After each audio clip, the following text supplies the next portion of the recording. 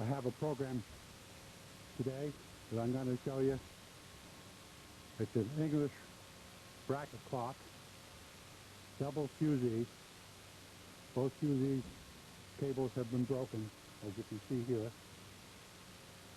It has a silencer on a dial, plus a calendar, time and strike. Very, very pretty clock.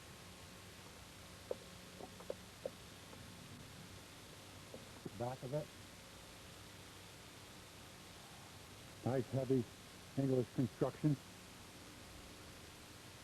Quite a nice clock. I looked this clock up in the World Encyclopedia book, and I found the man's name on the dial, which is Thomas Field of Bath. And I found it in the book I'm going to show you. There I found it in the World Book of Watch and Clockmakers. Thomas Field from Bath started in 1773 to 1812, looks like. And he built and made clocks and watches. Now if you look at the dial,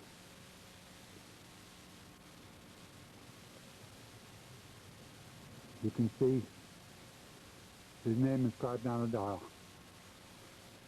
Thomas Field Bath. It makes quite a nice old clock. So we're going to disassemble it, clean it, restore the cables back in. As you can see, it's a typical large English movement. The movement is held in by two brackets, and it sits on a platform. There's nothing else holding it in. Just one screw on this side and one screw on this side. I'll take the pendulum off.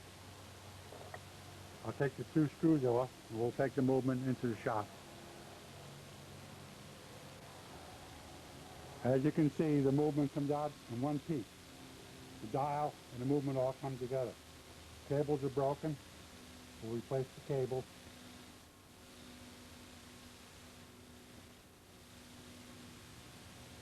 Should be an interesting piece to work on. We'll get started on it.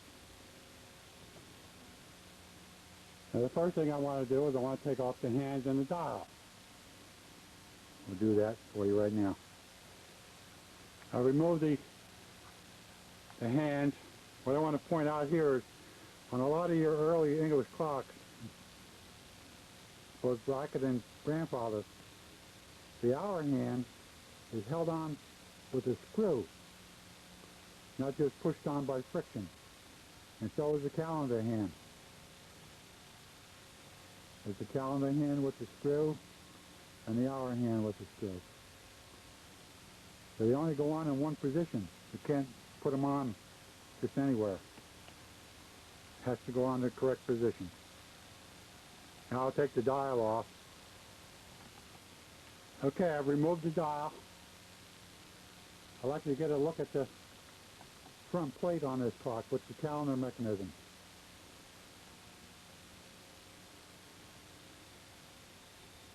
Has a star wheel on the cam, which signifies the hours, and the intermediate wheel for the calendar has a pin on it. You can see it engaged there in the tooth of the calendar wheel. Quite a unique setup. These are the loading ratchets for the mainsprings for your Fusee. They're held in by pins. There's one on the time side and one on the strike side. We'll disassemble this clock and we'll show you just how it all functions. Okay, the first thing I want to take off would be the verge assembly. Get that out of the way. Put our screws in the basket. And take our verge out. Put that in the basket to be clean. Now the next thing, it all comes out the front on this clock, so you have to take the front plate off in order to get to your train gears. Okay, I removed the intermediate wheel bridge. I take the arrow wheel off. And of course I have to take the calendar wheel off. They all have pins and I pulled all the pins off. Calendar advance wheel, arrow wheel, intermediate wheel. Two screws hold the bridge on. I've taken them off. Take the bridge off.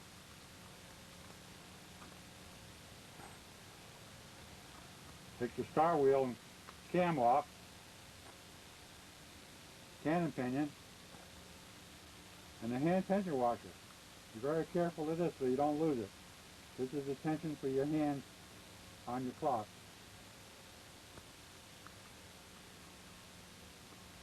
I'll put that in a small parts basket. Take off the rack. Take off my gathering pallet. And now I'll take these other two levers off and we can take the movement apart. Okay, I removed most of this dial front. I'll take my ratchet wheels off for the Fusee chain, or the Fusee spring. Now we can take the plate off. Push it off careful. Now if you're not familiar with clocks like I've told you in the past, make up a diagram of what you see here. Whatever the layout you have your two Fusee drums, mainspring drums, your two Fusees, minute wheel, count wheel, gathering pallet wheel, warning wheel, fly, intermediate, and escape wheel. So that you know where they all belong. Now when you work on Fusees, like working on any other clock, there are right and left sides. If you notice, the Fusee on the time side is larger than the Fusee on the strike side. So either mark them or remember where they go. So you put them back in the right place.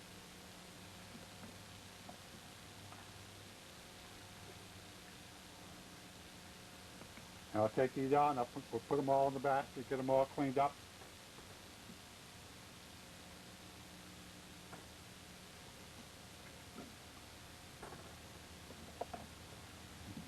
Here's the broken wire, broken cable. So we're going to replace that on both of them. We're going to show you how we set up the Fusee drums.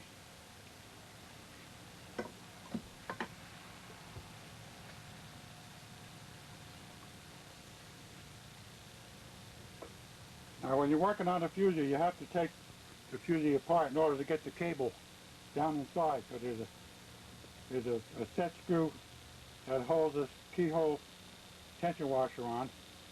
Take the screw off, push the washer loose, take it off. And the Fusee will come apart like that. Here's your ratchet click and your ratchet. Now in order to get to the hole, you have to take the ratchet off as well. Take that off. And when you take this ratchet off, be very careful that you put it back in the same position that you're taking it off. Because a lot of times the holes are not quite centered and you can't put it on where it doesn't line up center to the wheel. Now that's center to the wheel there.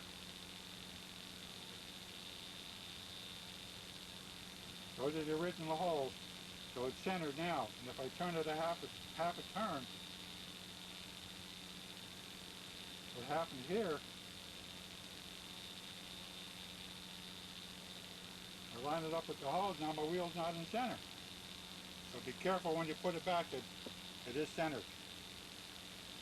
Take out your broken cable. I usually cut the knot off and pull the cable out. and I'll string a new cable in there, and I'll show you how we lace it onto the mainspring drum. Okay, I have the new cable started in there, like so.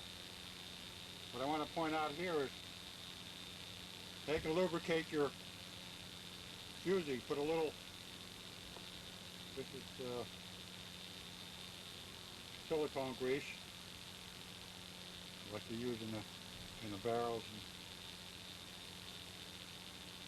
and you can add on, put your ratchet wheel back on again, like so, nice and ratcheting. Put your disc on again, and put your set screw back in. Now what I want to point out here is take your cable and fill your fusee up all the way with the cable, so that you know the proper length to put into your clock. My hand's out of your way here. Put the barrel back on the plate, put your fusee back in the hole, and come with 1.5 turns on your barrel drum to give you the extra cable that you need. Spot here. That's 1 turn, and another 1/2 turn, and that'll give me the proper length for that cable. And I'll just cut it off right there. Now I'll show you how we lace it into the drum. A little procedure on that. Take the end of your cable. On your drum, you've got 3 holes that come in with a cut inside the cover. Place it through the first hole, up through the second hole,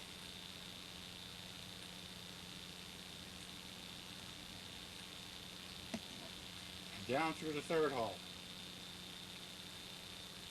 Now when you get to this point, hands out of your way.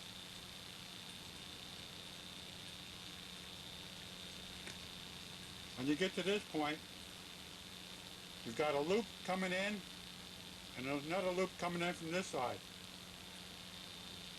Take this loose end and lace it inside the second loop, or the first loop I should say, and then pull this cable tight.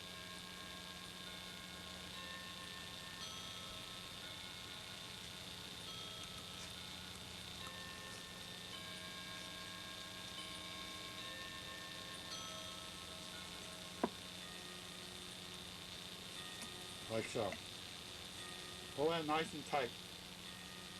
And that'll stay locked in that drum.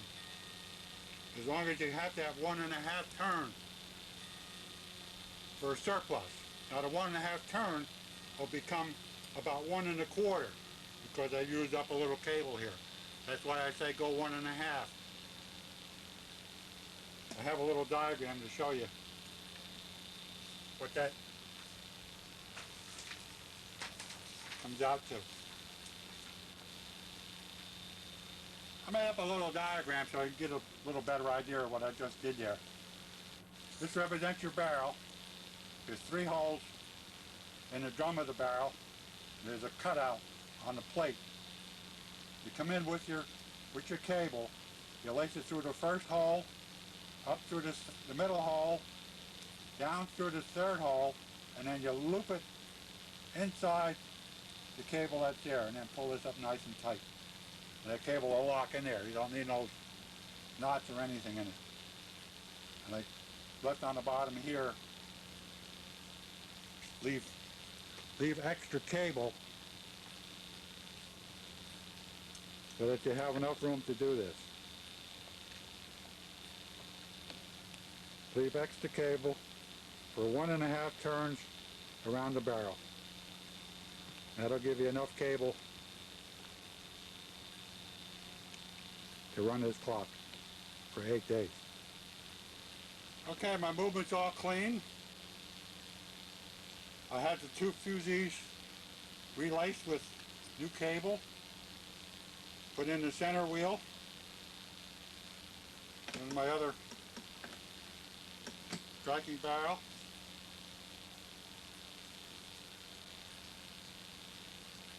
Now we'll put the rest of the clock together for you. That's the fusee in.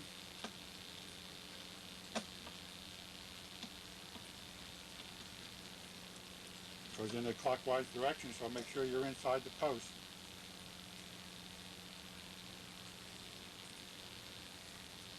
Put in my count wheel.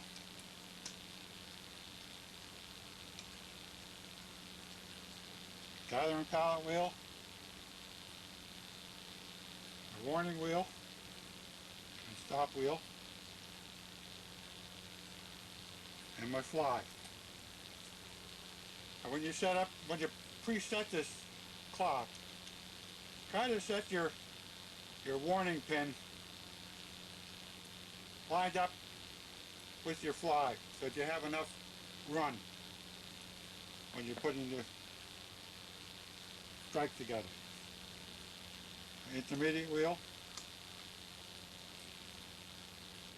escape wheel, and my hammer's already in. Now I'll put the plate on and we can set up these fusees, and I'll show you how to do that. Before I put the plate on, I'd like to explain the stops that are on a fusee. These are your stop levers that come up and hit the cam on a fusee. When the cable comes up to that small part of the fusee and runs up against this stop lever, then it'll automatically stop the fusee from being wound any further, for the strike side and also for the time side. They're spring loaded. As the cable comes along up in here, it pushes this down, locks the cam, and locks the fusee. So you can never really overwind the clock, because there is a stop on it. Now I'll put that plate on for you.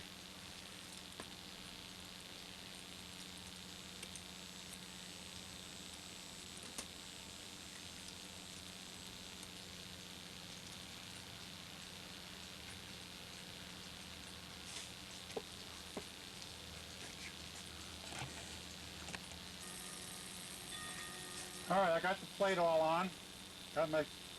What you want to do here to set your fusee up is wind your fusee up the cable, wind it up as far as it'll go till it stops. So that's my lock. Now that's that little stop lever that was in there. Now if you look at my barrel, stopped it a minute. I have my 1.5 times reserve on the barrel.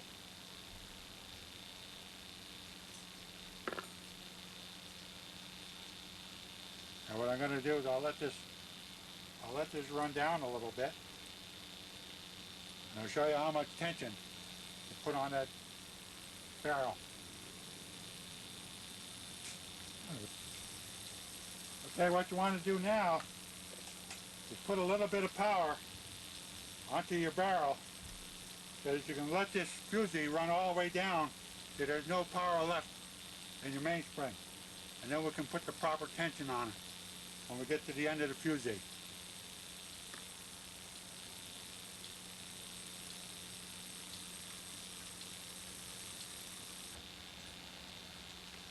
Okay, I have all the power onto the drum now. It's all off the fusee and it's all onto the drum. I just have enough pressure on here to keep this cable from coming off. There's just a little slack in here. Now we're going to preload this. And the way we do that is you open up your click here, and you give it 3/4 of a turn, and then you lock it.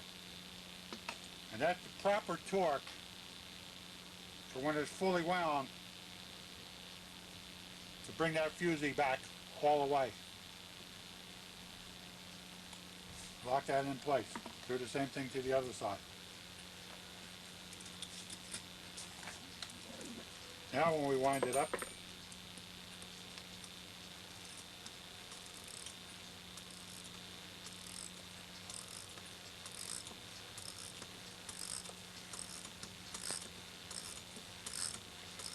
wind up on the fusee.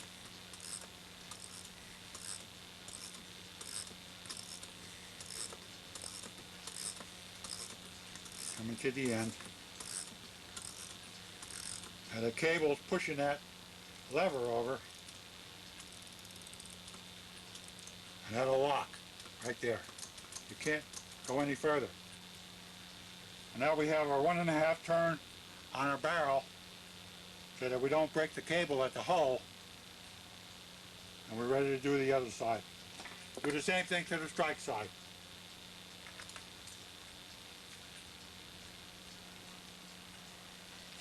Okay, I have the fusees all set. Both the time and the time side and the strike side. Now we're ready to oil this clock.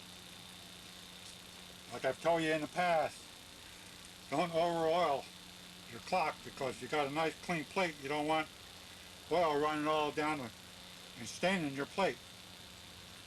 Put a nice small drop, just about half the oil sink on each of your fittings.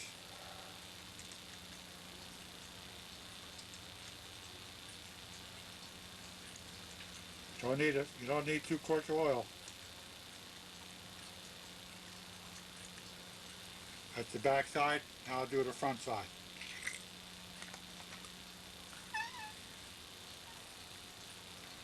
When it comes to oiling your pallet, put a drop on each of the 2 faces of your pallet, and then just with your finger, just take and wipe them off. You don't want too much oil on there, just a nice little slick of oil like that. You can set that back in the clock. Put our bridge on.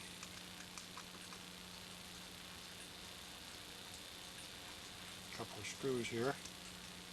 Hold it.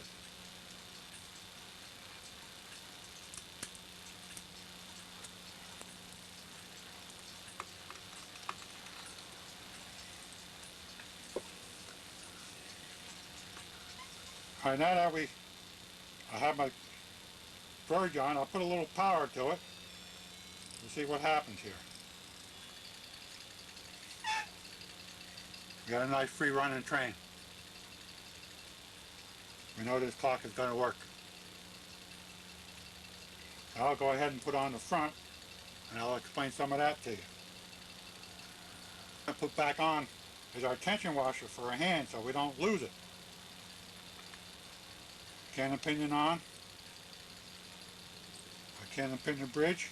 Cannon pinion bridge has got a little cutout at the bottom which compensates for the star wheel when it comes around, so make sure you put that in the right place. Otherwise you'll have difficulties in making that wheel turn around for you.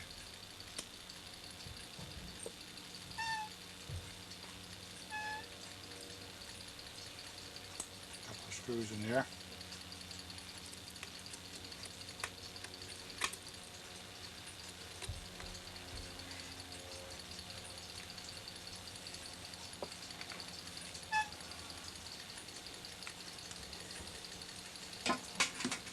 Now before I go any further with putting the front on, I want to bring out one very important point. Once you put your tension on these ratchets for your mainspring barrel, make sure you put your pins in them because that's the only thing that holds them in place. There's no tension spring on the click because that's screwed down tight. But if you don't put the pin in to lock the ratchet, they're going to fall out. So you don't want to do that. Now, what I've done here, I'll do this before I put my bridge on, but I want to point out one thing here. You have 2 pins. You got one pin and the cannon pinion wheel, which is right here. And you got your lifting lever pin for your strike. Make sure you line those two up in the right position so that when you put your star wheel in, your star wheel will come around and it'll advance just before you get to the lifting lever. You've advanced to the next hour, and then you can go into your strike. So that's very important to line them up in the proper position.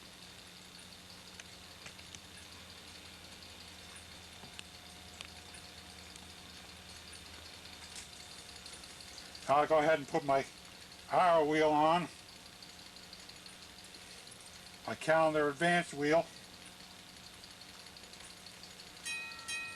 and my calendar wheel.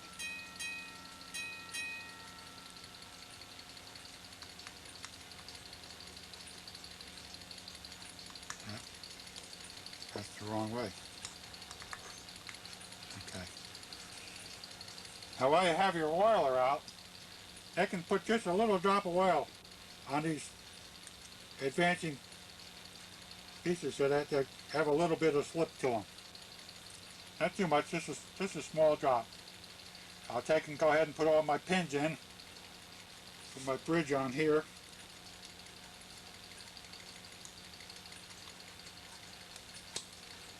Like so.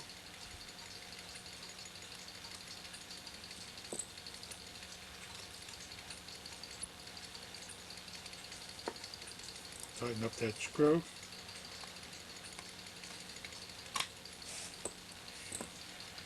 I can put my rack on.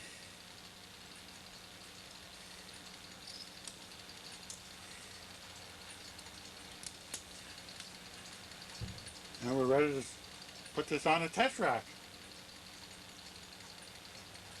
Coming along pretty good here.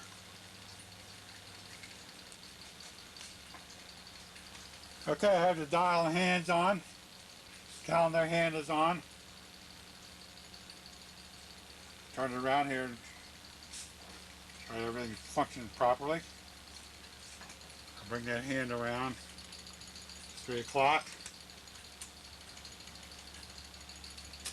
On the pre-trip.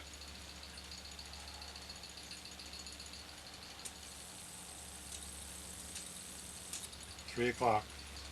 I can put the bell on. I'll let it run for 24 hours. Everything works good, I'll put it in the case tomorrow.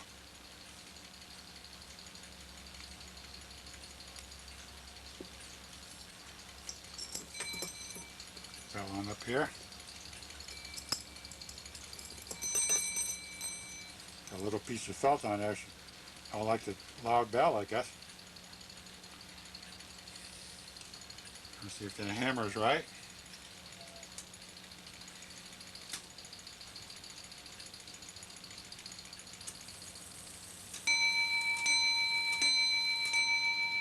Four o'clock.